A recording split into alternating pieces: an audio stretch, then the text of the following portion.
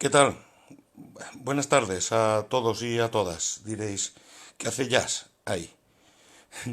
Pues os voy a contar qué es lo que hace Jazz ahí, porque estoy enfadado con él. Yo creo que hoy no le vais a oír decir ni mu, porque le he reñido.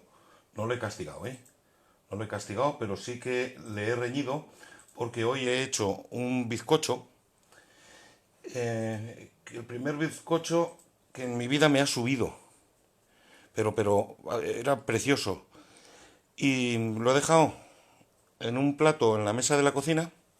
Me he venido aquí a mi sitio de trabajo y he vuelto. Jazz, Jazz, que te has comido el bizcocho entero. Mira, no levanten ni la cabeza. Se me ha comido el bizcocho entero, el sinvergüenza de él. Bueno, pues ahí está. Ya veréis cómo no le vais a oír en todo el rato. Porque él sabe que ha hecho mal. Y claro que ha hecho mal, se ha comido mi bizcocho. ¿Qué tal? ¿Cómo estáis? Buenas tardes. Hace calor. Vengo de sacar a este, que hoy le apetecía caminar un poco, pero le costaba, después del atracón que se ha dado. Y hace calor. Hoy, en este balcón de la poesía, o ventana, porque hay quien me ha dicho, oye, que yo no tengo balcón. Bueno, pues ventana. En esta ventana o balcón, lo que queráis, de la poesía, después de unos aplausos que hoy han sido un poco más así, ¿verdad? Porque había, bueno, eh, lo que había. Vamos a hablar de, como siempre, vamos a defender la alegría y vamos a darnos muchos ánimos a todos y a todas. ¿Vale? Que sí, que además es primavera, está la primavera en la ventana ya, ¿no? Yo desde aquí algún día os enseñaré, veo ya las rosas del vecino. Me dan ganas de pegar un salto y engancharle, que hay un jardincillo ahí atrás. Antonio Machado, no podíamos estar más tiempo sin dedicarle a don Antonio Machado, salud, un espacio como este, que estoy segurísimo de que se va a quedar corto para reflejar todo lo que la obra poética de Antonio Machado encierra y toda la coherencia personal que a lo largo de su vida no exhibió Antonio Machado, porque él era un hombre extremadamente humilde, meditabundo. Le hicieron académico de la lengua española y le dijo a su amigo y compañero de generación Miguel de Unamuno que Dios le da pañuelo a quien no tiene narices, y no tomó posesión del cargo de académico el tío. Lo digo porque era desaliñado. Hay unos versos muy característicos que reflejan cómo era él, su aspecto era desaliñado. No era huraño, pero sí era meditabundo, sí que era solitario, probablemente también melancólico, y quiero insistir hoy en la calidad intelectual de Antonio Machado. Insistiremos luego. Luego me repetiré, ya lo sé. Porque era un intelectual, con todas las letras que tiene la palabra. No es, hay quien se piensa que un poeta es alguien que en los ratos libres, con más o menos ingenio, puede juntar con más o menos destreza una serie de palabras que a veces arañan una emoción y por lo tanto nos llegan muy dentro. Eso sería muy superficial. Sí que hay mucha gente así, ¿vale? Pero Antonio Machado tenía la calidad de intelectual, es decir, que todo es producto de una reflexión, todo tiene no sé si una explicación, pero sí es el reflejo de una evolución tanto vital como del intelectual, y se forma Antonio Machado y otros intelectuales una opinión que España casi nunca ha escuchado en un país en el que todos somos todólogos, es decir, sabemos de todo. Cuando Fernando Alonso gana un premio de Fórmula 1, joder, de repente todo el mundo sabe que es el pin lane. Yo ni idea, ¿no? La verdad. Pero somos todólogos. Ahora todos sabemos cómo se acaba con el COVID-19, con el coronavirus. Y no es verdad, claro que no es verdad. ¿Cómo va a ser cierto?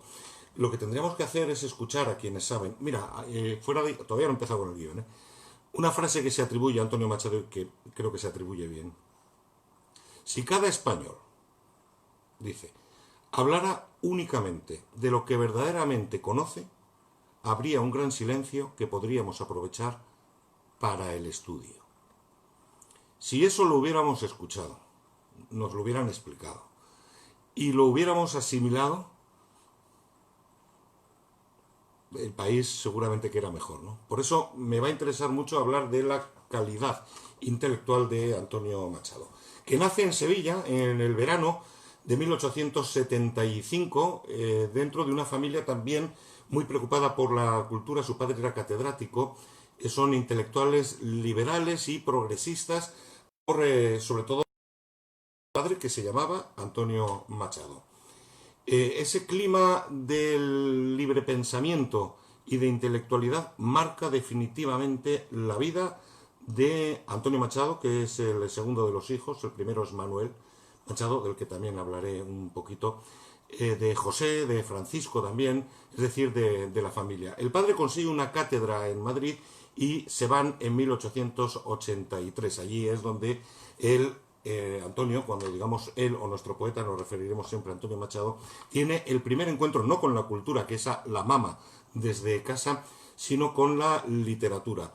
Asiste a tertulias, participa un poco, tampoco de manera desaforada, de esa bohemia madrileña del tiempo de entre siglos, que tuvo que ser verdaderamente atractiva.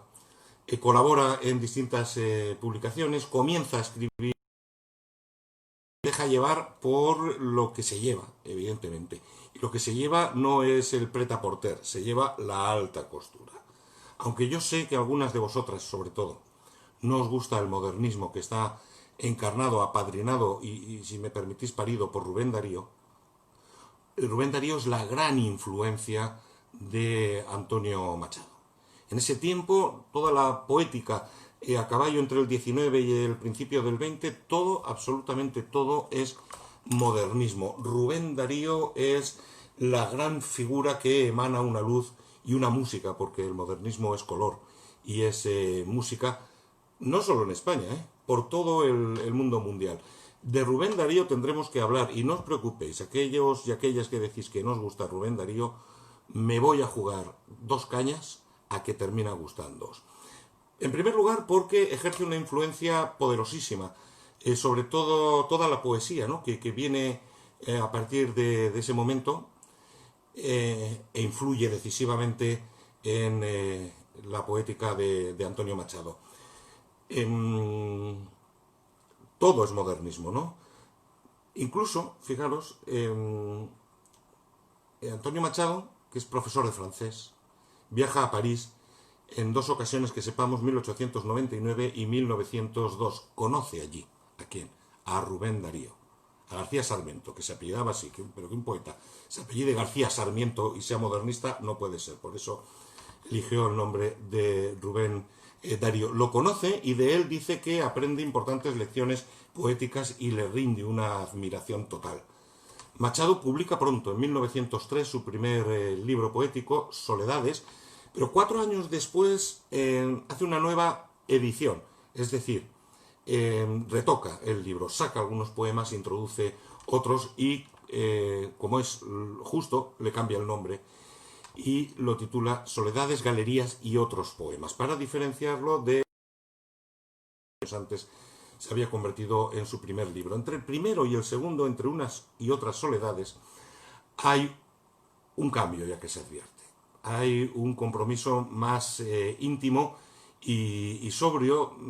Sigue siendo modernista, pero a lo mejor baja un poquito el tono del color y el volumen, ¿no? de la música, de esa poesía tan influida por Rubén Darío. Así que gana en interioridad, en sencillez, también en madurez, porque todo es fruto de la reflexión y de algo que le va a preocupar durante toda su vida. Y a ti, y a mí, y a todos, el paso del tiempo. Se nota entre unas y otras soledades esa preocupación por el paso del tiempo, que se convierte en una obsesión para Antonio Machado. Estamos otra vez con los paraísos perdidos de Milton, ¿no? Ese recuerdo de la infancia y de la juventud, la sensación de haber perdido algo importante en ese tiempo. Hay quien dice que la infancia es la única patria a la que pertenecemos y etimológicamente debería de ser así. Y la muerte.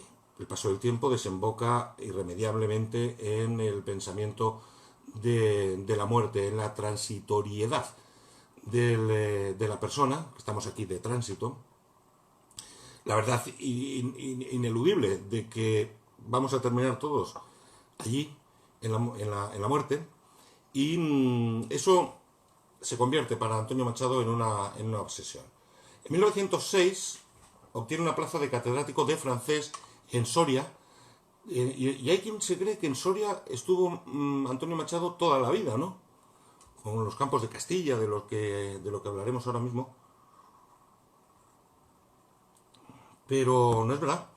En Soria solo estuvo 6 años. 6 años. Y en 6 años Soria le marca, evidentemente, a Antonio Machado. Son los campos de Castilla, ¿no? Donde él, de alguna manera, se introduce en busca de la densidad de su propia alma. Y aun siendo eso cierto, fijaros, sin embargo, de qué manera Soria, una tierra preciosa, queda marcada indefectiblemente para siempre, para toda su historia, por Antonio Machado. Cuando pensamos en las tierras de Castilla, ¿no?, que canta Machado, pensamos siempre en Soria, su río, ¿no?, a orillas del Duero. Estuvo Soria, qué suerte también para Machado, qué relación tan hermosa entre Soria y Machado, entre Machado y Soria. Pero no pasemos de largo por soledades. Fijaros que el modernismo, influido no, del que Rubén Darío es el mayor ejemplo, es color, es música, es lo que estaba diciendo, son sensaciones, ¿no? En Soledades aparecen muchos poemas, que todos están influidos por el modernismo, pero he elegido uno que por el título no parece que sea muy apropiado para exponer esa paleta de colores o esa partitura de la música modernista, ¿no? Y lo consigue. En el entierro de un amigo, Tela. Y dice Machado: tierra le dieron una tarde horrible del mes de julio, bajo el sol de fuego. A un paso de la abierta sepultura había rosas de podridos pétalos entre geranios de áspera fragancia y roja flor. El cielo puro y azul corría un aire fuerte y seco. De los gruesos cordeles suspendido, descender hicieron al fondo de la fosa los dos sepultureros. No con recio golpe, solemne en el golpe de ataúd en tierra es algo perfectamente serio. Sobre la negra caja se rompían los pesados terrones polvorientos. El aire se llevaba de la onda viento, y tú, sin sombra ya, duerme y reposa, larga paz a tus huesos. Definitivamente, duerme un sueño tranquilo y verdadero. He querido enfatizar con la voz y también con el gesto de la mano esos momentos en los que el poema nos recuerda su sangre modernista, ¿no?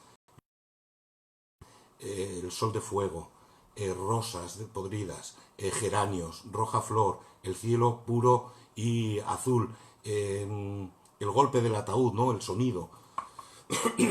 Porque no todo en el modernismo, evidentemente, es alegría, jarana y olé torre del oro, ¿no?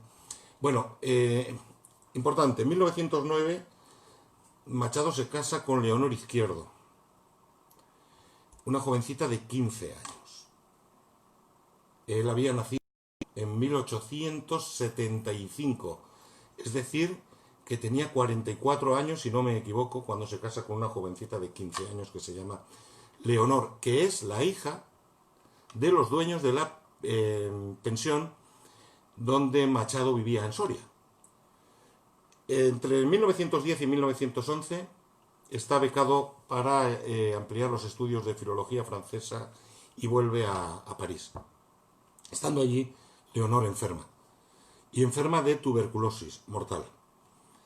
Vuelven a Soria y en 1912 que es el año en el que Machado abandona Soria y lo hace porque Leonor ha muerto.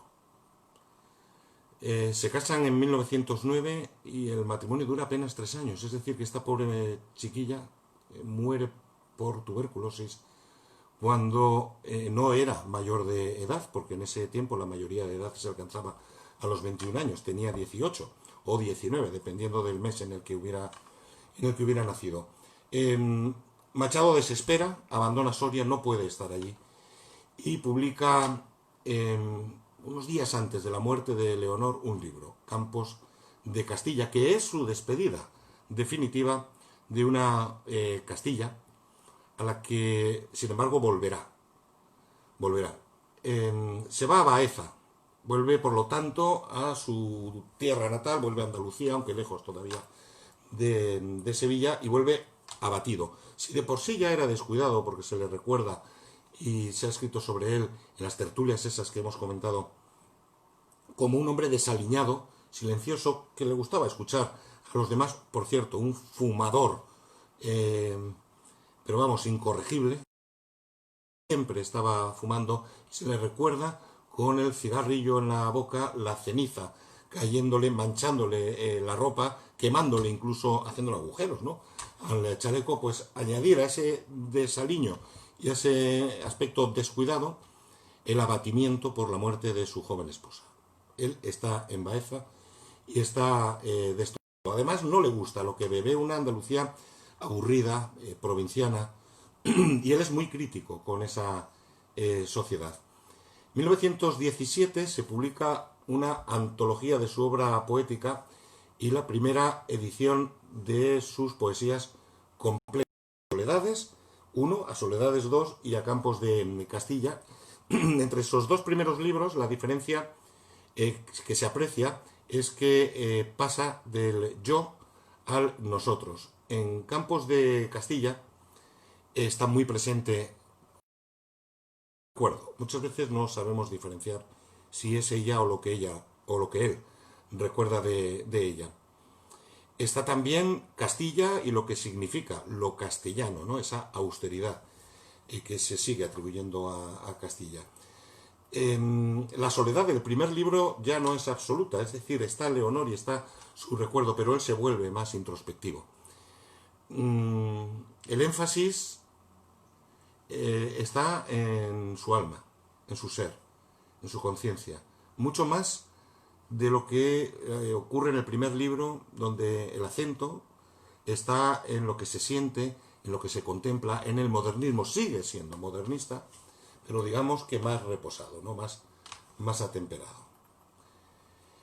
Él critica esa España llena de imperfecciones, inferior al contexto europeo. Él conoce, no olvidéis, París, y está en Baeza.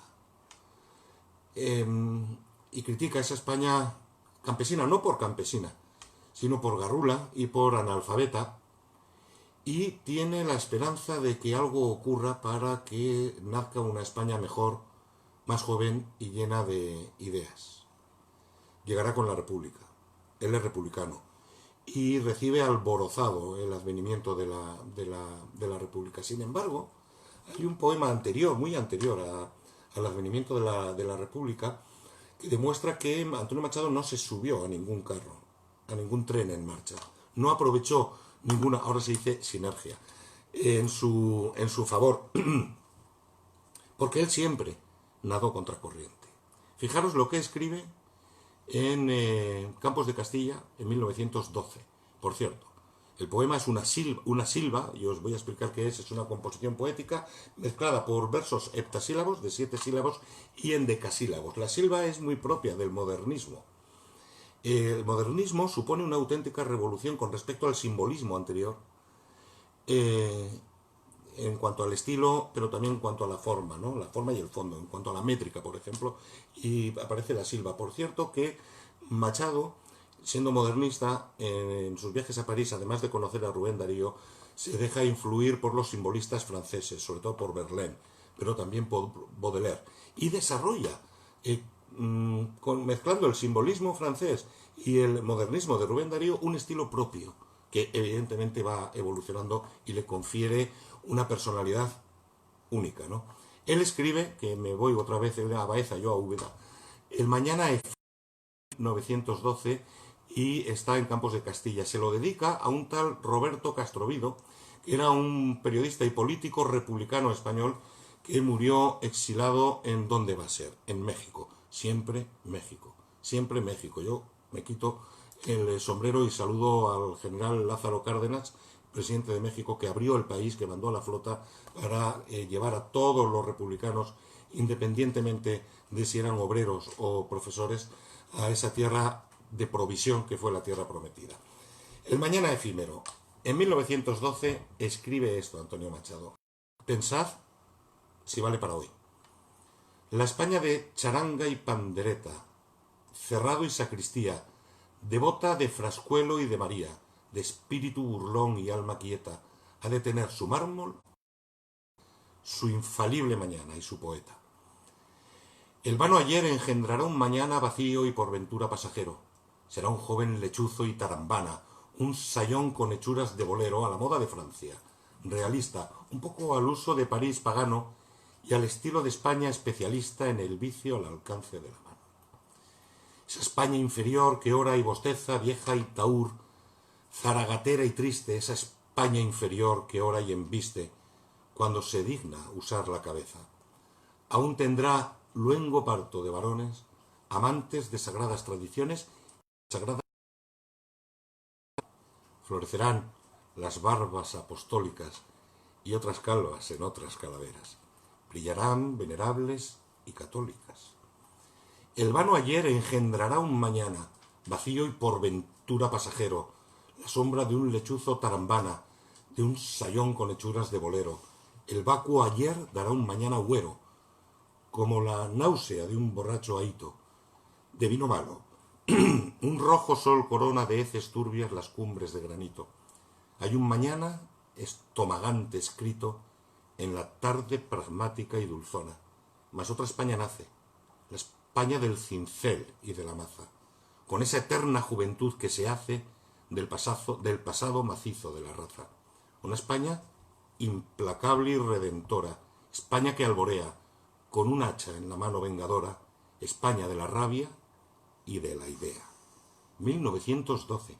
El espíritu crítico que tiene este hombre desemboca en la parte final del poema en un optimismo y en la seguridad de que va a haber otra España, una España que nace del cincel y de la maza con esa eterna juventud que se hace del pasado macizo de la raza.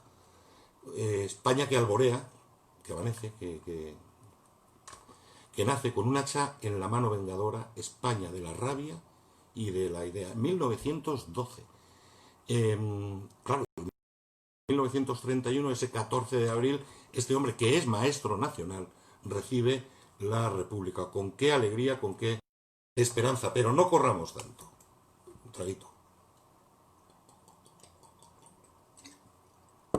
Abandona Baeza, esa España provinciana aburrida, ¿no? Y se va a trabajar a un instituto en Segovia, vuelve a Castilla. Segovia ofrece otra alegría, ¿no? Y otro interés cultural, y él empieza a participar en la recientemente creada Universidad Popular de Segovia, que tiene como principal y casi único objetivo extender la cultura a los sectores sociales tradicionalmente más apartados de ella, a las clases bajas. Antonio Machado ya ha tenido encuentros con las clases bajas y ha visto las desigualdades profundas en adentro y ha radicalizado su punto de vista político. No diría que lo ha radicalizado, diría que lo ha humanizado. Y se ha hecho, si antes era libre pensador, se ha ido un poquito más al extremo, sobre todo a través de la conciencia y de la percepción de que hay una conciencia de clase y de que la clase determina el futuro o el no tenerlo. Él lo ha visto y ha visto ese sufrimiento en la gente. En Segovia escribe muy poca poesía, se dedica al ensayo y a la crítica literaria, y le pilla al comienzo de esos felices años 20, que lo fueron para algunos, ¿no? Y él empieza a coquetear con el teatro y lo hace en compañía de su hermano Manuel, que es mayor, es el mayor de los hermanos. Manuel eh, es una figura que hay que reivindicar. Es un gran poeta, también modernista, como Antonio. Un enorme creador. Eh, Al que no se le ha hecho justicia, es verdad, por varias circunstancias. Una, porque ante la luz cegadora de Antonio Machado, todo lo que está a su alrededor queda deslumbrado y desaparece. Entonces Manuel Machado no es Antonio Machado, pero es un gran poeta. Es un gran poeta. Mm, Queda en el olvido por la figura de su hermano y porque él es de derechas.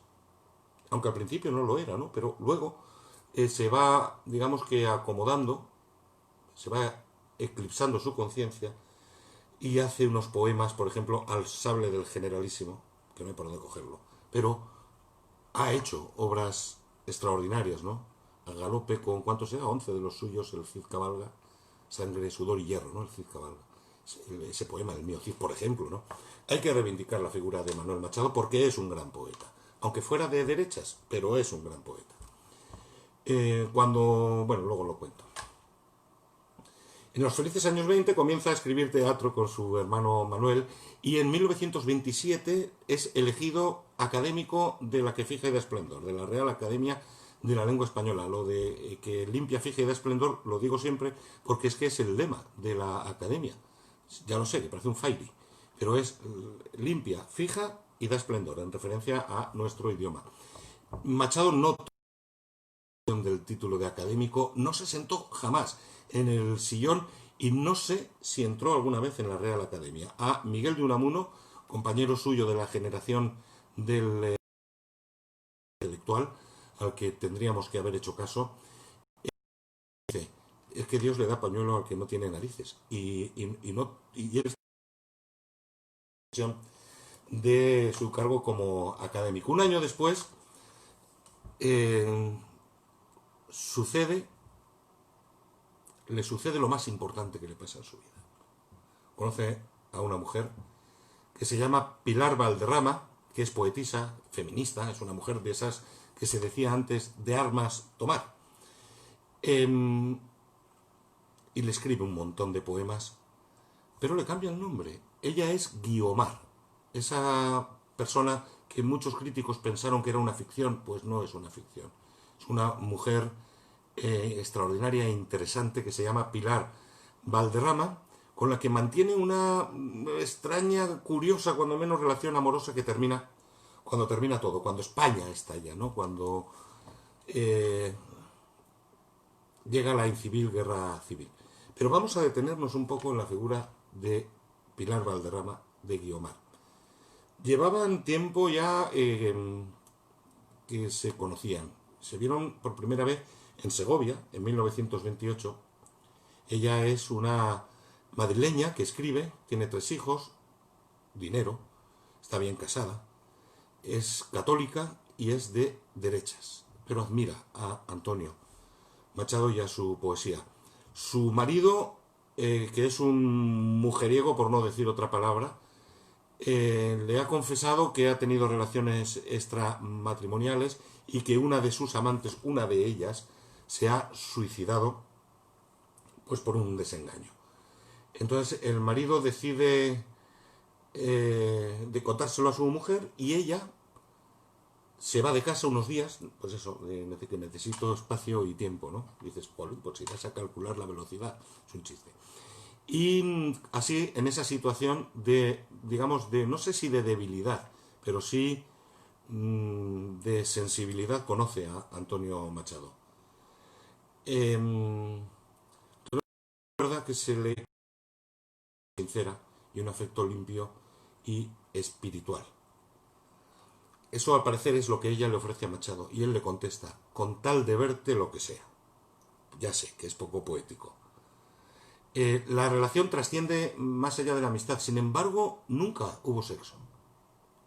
No hubo ese amor del que hablábamos el otro día, carnal, lo que Quevedo llamaba el querer, y lo diferenciaba del amar, ¿no? El querer es el amar es lo espiritual.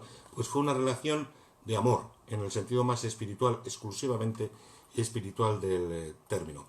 Antonio Machado ya es un hombre mayor, viudo, le pasa a Guiomar, a Pilar Valderrama, 20 años casi, y dice que cuando la vio, esto sí que es poético, la reconoció como la mujer que llevaba esperando toda su vida. La verdad que el encuentro queda marcado en los dos, en Pilar, alias Guiomar, y en Antonio Machado para siempre. Le llamaba diosa. Cuando estaban juntos él le llamaba diosa. En los poemas le llama Guiomar. ¿Y por qué le llama Guiomar? Guiomar es la mujer del rey Arturo. Es también la mujer de Jorge Manrique, aquel de las coplas por la muerte de su padre, ¿os acordáis, no?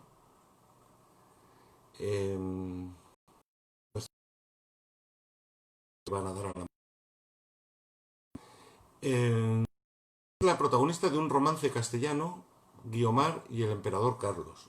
La poesía está siempre en la vida de Antonio Machado, pero él nunca le da la espalda a la realidad, ¿no?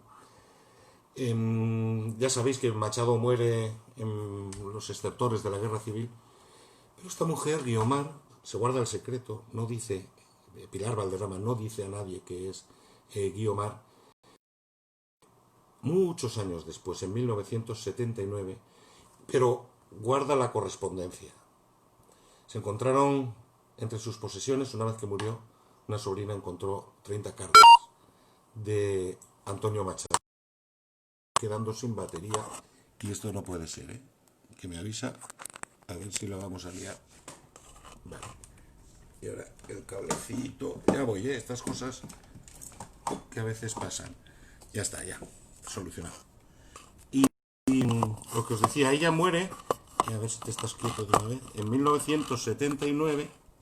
Espera, que lo voy a poner por aquí atrás. Y ahora se me va a caer la luz, si es que... Bueno, yo sigo. Ella... Ay, que se me va a apagar.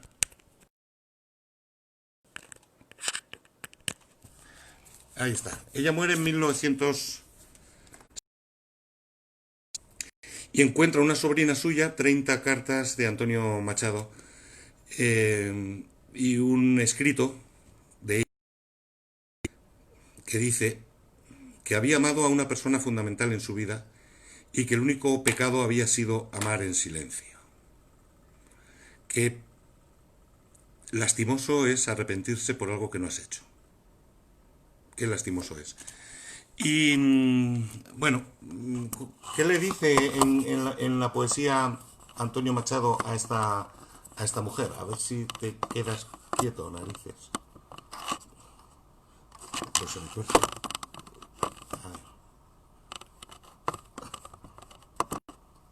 Pues me quedo torcido. ¿Qué le dice Antonio Machado a esta mujer en poesía? ¿Me veis, no? Me pongo un poco más aquí. Le dice: hoy te escribo en mi celda de viajero, a la hora de una cita imaginaria. Rompe el iris al aire el aguacero y al monte su tristeza planetaria. Sol y campanas en la vieja torre, o tarde viva y quieta que opuso al pantarrey su nada corre. Tarde niña que amaba a su poeta. Y día adolescente, ojos claros y músculos morenos, cuando pensaste, amor, junto a la fuente, besar tus labios y apresar tus senos.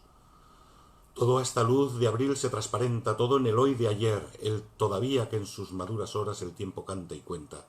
Se funde en una sola melodía, que es un coro de tardes y de auroras. A ti, Guiomar, esta nostalgia mía. No hubo amor carnal, no hubo sexo, no consumaron, que dice y se repite, pero cuando pensaste, amor, junto a la fuente, besar tus labios y apresar tus senos. Pero sí que hay un deseo que, sin embargo, es un deseo que, como digo, pues no se llevó, no se llegó a consumar. Y repito, qué lastimoso es... adiós. Soy un desastre, ya lo sé. Qué lastimoso es arrepentirse por algo que no has hecho. Llega la Guerra Civil, 1936, Antonio Machado toma partido decidido por la República, por la legalidad republicana. Él colabora en revistas, en ediciones que aún en plena guerra la República realiza, y escribe en esa situación la definición más acertada y preclara que se ha hecho nunca de la capital de España, de la villa y corte. Y lo hace con 1, 2, 3, 4, 5, 6 palabras. 6 palabras. Yo cada vez que voy a Madrid las recuerdo siempre y me parece que es una definición soberbia. Madrid, rompeolas de todas las Españas. La alianza de intelectuales antifascistas, cuando se empiezan a poner las cosas feas, y en Madrid se empezaron a poner muy feas, porque llega la columna de Yagüe, después de haber masacrado Badajoz, va a llegar a Madrid. Mola llega desde el norte, incluso Franco también aparece, pero cuando entran incluso los fascistas en la ciudad universitaria, pero deciden liberar el Alcázar de Toledo, ¿no? Porque es un golpe publicitario importante en su favor y así hacen mártires y se ganan el prestigio militar y es una hazaña que recorre Europa, etcétera, etcétera, etcétera. Pero Madrid está a punto de caer. Esa pancarta en el puente de los franceses no pasarán, ¿no? La soflama de la pasionaria, haciendo de esa frase el leitmotiv de la resistencia. Y cuando todo el mundo cree que Madrid cae, el gobierno incluso se va a Valencia, la alianza de intelectuales antifascistas decide que hay que salvar la vida de una serie de intelectuales que son esenciales, como se dice ahora, y fundamentales para la cultura. Machado es evidentemente uno de ellos, porque ya es un hombre mayor, y por la enorme significación cultural que tiene el poeta. En noviembre de 1936, estamos en esa situación, fijaros que la guerra había empezado en julio. En noviembre de 1936 se presentan en el domicilio de Antonio Machado en Madrid, a ver si os suena alguno de estos nombres, Rafael Alberti y un tal León Felipe, que a mí me cae, pero me cae, uy, genial, me cae. Y le dicen que se tiene que ir con ellos a Valencia. Alberti recuerda que vio a Machado concentrado y triste, pero es que era así. Y dice que él no se va. En una segunda visita que se produce al cabo de muy pocos días, lo convencen, echando mano de una mayor insistencia y con una condición, que él se va, pero se lleva a su hermano Joaquín, a su hermano José, a sus familias y a su madre. Y así es como Machado abandona Madrid camino de Valencia. Pero no se quiere ir solo, no es que no quiera irse solo, es que no quiere dejar a su familia allí. Si Machado había hecho una definición extraordinaria en Madrid, rompeolas de todas las Españas, su amigo Dámaso Alonso es quien realiza la mejor definición que se ha hecho sobre Antonio Machado. Era ante todo una lección de estética y era una lección de hombría, de austeridad, de honestidad, sin disfraces ni relumbrones. Yo me quedo, lo de la hombría es discutible, lo de la austeridad no es relevante, pero la honestidad de este hombre es un ejemplo como ya no hay, ¿no? En Madrid y en ese periodo de guerra, él escribe y publica, claro, en distintas revistas de la República, y hay que hacer política también con la poesía, ¿no? Escribe un soneto extraordinario, muy original, muy vanguardista, La muerte del niño herido. Otra vez en la noche, es el martillo, de la fiebre en las sienes bien vendadas del niño. Madre, el pájaro amarillo, las mariposas negras y moradas. Duerme, hijo mío, y la manita oprime la madre junto al lecho. Oh, flor del fuego, ¿quién ha de helarte, flor de sangre, dime? Hay en la pobre alcoba olor de espliego. Fuera, la horonda luna que blanquea cúpula y torre a la ciudad sombría. Invisible avión, moscardonea. ¿Duermes, oh dulce flor de sangre mía? El cristal del balcón repiquetea. Oh fría, fría, fría, fría, fría. Y se muere el niño. Es triste, ¿eh? Pero notáis el modernismo, ¿no? Otra vez el pájaro amarillo, las mariposas negras y moradas, los sentidos, ¿no? También del frío, flor de sangre, el olor de espliego, ¿qué más? La ciudad sombría, el ruido del avión, el oído, el cristal del balcón repiquetea y ese último verso, oh fría, fría, fría, fría, fría, que nos dice que el niño herido acaba de morir. Él ya está en finales del 36 en Valencia, enferma. De allí va a Barcelona porque Valencia va a caer. Y cuando cae el Ebro y cae Cataluña, el paseo de los fascistas es eso, un paseo de sangre y fuego, de venganza, de torturas. Y él, en enero de 1939, la guerra termina el 1 de abril, inicia el camino del exilio hacia Francia. En un coche, tienen que abandonar el coche porque ya hay tanta gente caminando hacia la frontera que el coche no puede transitar. Abandonan las maletas. En una de las maletas iba obra de Machado que se perdió. ¿Quién lo tendrá? Si alguien lo tiene, creo que. Su madre está muy enferma, él está enfermo también. A trancas y barrancas, además, se van turnando los hermanos para llevar a la madre. Acompañan varios amigos. Total, que llegan a Francia, entran. Uno de los amigos tiene residencia en Francia y eso facilita mucho las cosas porque los franceses no lo pusieron nada fácil en la frontera. Y llegan a Collioure, del sur de Francia.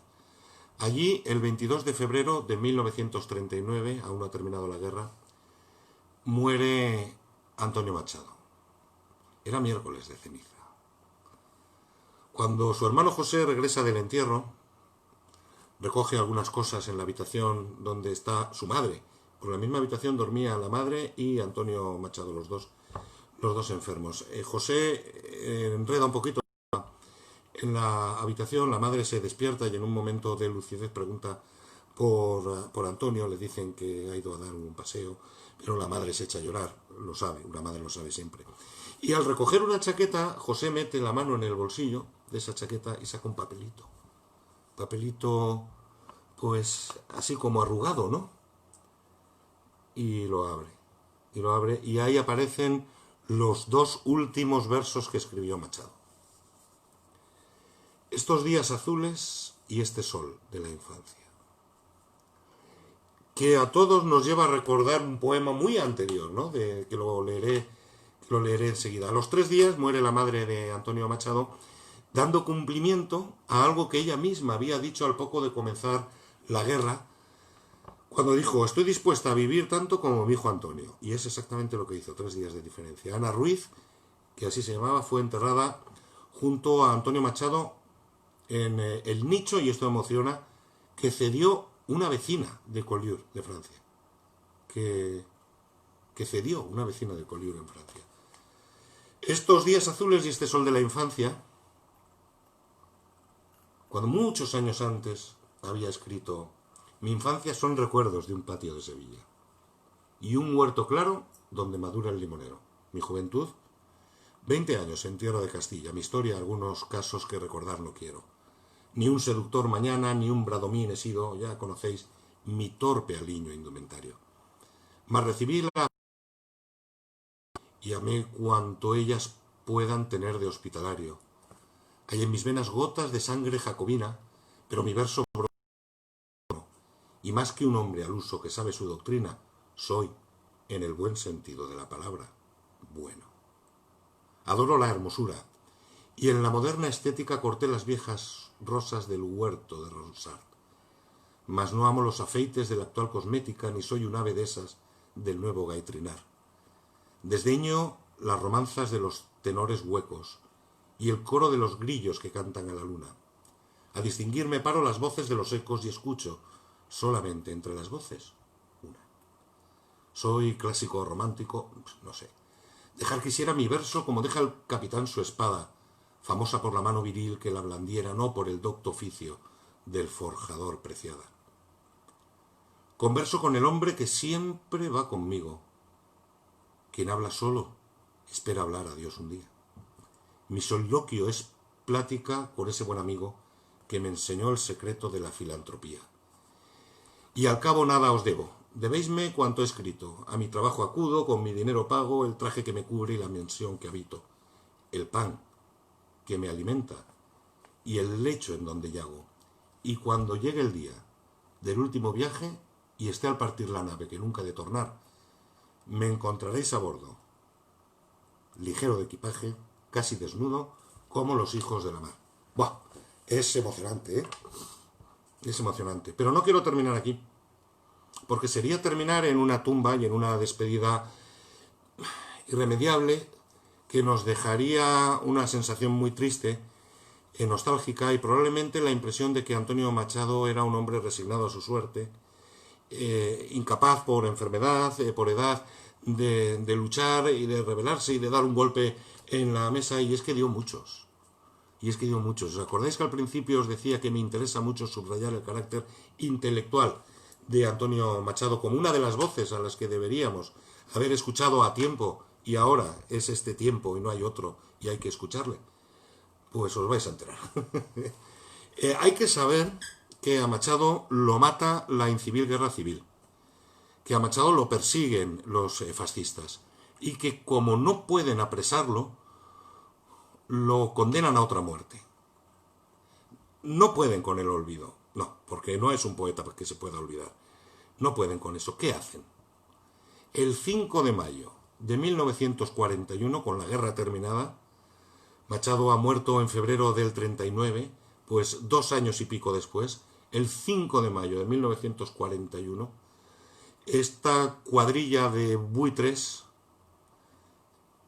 de incultos y de malditos, expulsan post-mortem a Antonio Machado del cuerpo de catedráticos del instituto. ¡Qué desgraciados! Hasta 1981 no fue rehabilitado.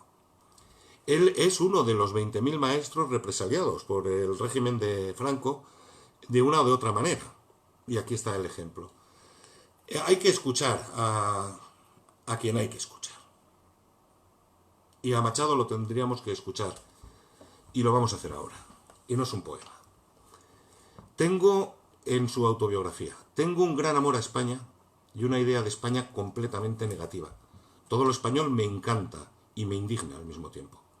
Mi vida está hecha más de resignación que de rebeldía, pero de cuando en cuando siento impulsos batalladores que coinciden con optimismos momentáneos de los cuales me arrepiento y sonrojo a poco indefectiblemente.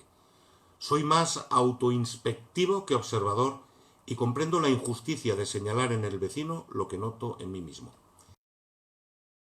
Realmente ocupado por lo que llama Kant conflictos de las ideas trascendentales y busco en la poesía un alivio a esta ingrata faena. En el fondo, soy creyente en una realidad espiritual opuesta al mundo sensible. Hay una síntesis en la voz de Machado que se hace eco de la sabiduría más popular y más ancestral. De él dijo Gerardo Diego, compañero de la generación del 27, Machado del 98. Gerardo Diego dijo de Machado que hablaba en verso y vivía en poesía. Pero no penséis que vivía en esa torre de marfil, en la que estaba Juan Ramón Jiménez, que fue la gran referencia para la generación del 27. La generación del 27 se miró mucho en Juan Ramón Jiménez, menos en Antonio Machado, pero despertaba más simpatías Antonio Machado porque era, y es verdad, en el buen sentido de la palabra bueno. En ese poema que hemos leído antes, cuando habla de la filantropía, converso con el hombre que siempre va conmigo, quien habla solo espera hablar a Dios un día. Mi soliloquio es plática con ese buen amigo que me enseñó el secreto de la filantropía. Ahí se demuestra que es un hombre bueno.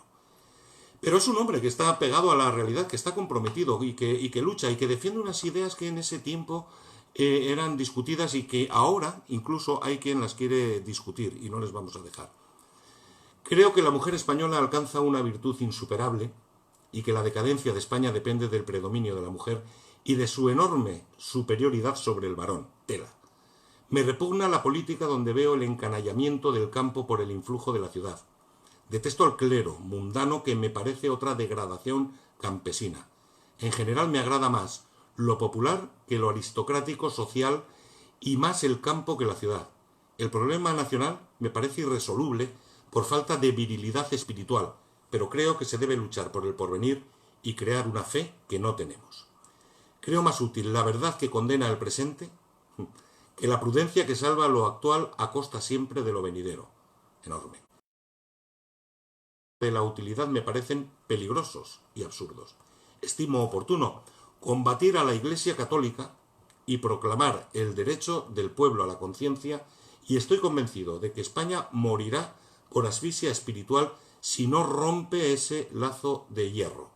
Para ello no hay más obstáculos que la hipocresía y la timidez. Esta no es una cuestión de cultura.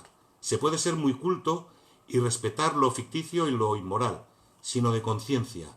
La conciencia es anterior al alfabeto y al pan. No se puede añadir nada más. No se puede añadir nada más. Si lo hubiéramos escuchado, ¿verdad? Y qué valor y qué actualidad que tienen sus palabras.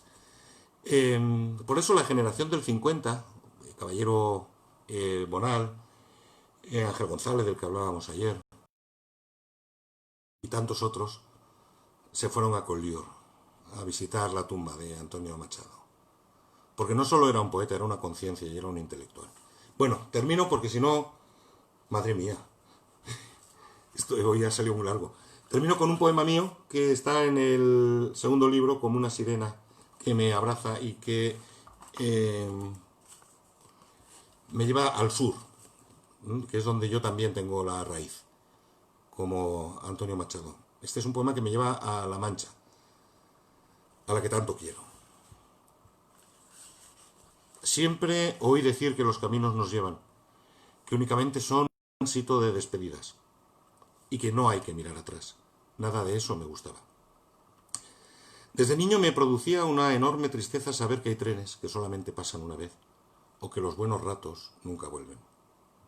Luego la vida me ayudó a quitarle la razón a los días laborables y a hacer de los caminos andenes llenos de trenes, que vuelven a menudo. Pero he aprendido a mirar hacia atrás agradecido y sé darme la vuelta y regresar. Sé que volver es devolverle la visita a la vida, y que también es de bien nacidos hacer de los recuerdos un presente, cuando se tiene el tiempo compartido. Y siguen pasando trenes cada día, una y otra vez, constantemente. Y lo mejor es que no hace falta subir si no lo quieres. Alguien tiene que estar para cuando los otros vuelven. La vida no es un destino al que hay que llegar echando humo. Solo, o si no, un escenario despejado, sin vías muertas, con las maletas eternamente abiertas, porque habrá que volver a dar las gracias. Me gusta dar las gracias y sonreír a los niños que nos miran fugaces, con la nariz pegada al gran cristal de la esperanza que limpian con el brazo si se empaña. Por eso siempre vuelven la vida y la esperanza a darnos algo, aunque no viajen juntas o vengan por tu calle caminando. Hoy quiero dar las gracias muy temprano. Espero que os haya gustado, que hagamos caso a la conciencia y a la cabecita también. Mañana os espero. Prometo ser más breve y no os soltaré un rollo como el de hoy y cargaré el teléfono antes porque tengo ya hasta tortícolis de estar, es que estoy torcido, de hecho estoy así y como está el teléfono así, queda de hasta mañana. Muchas gracias a todos y a todas. Adiós.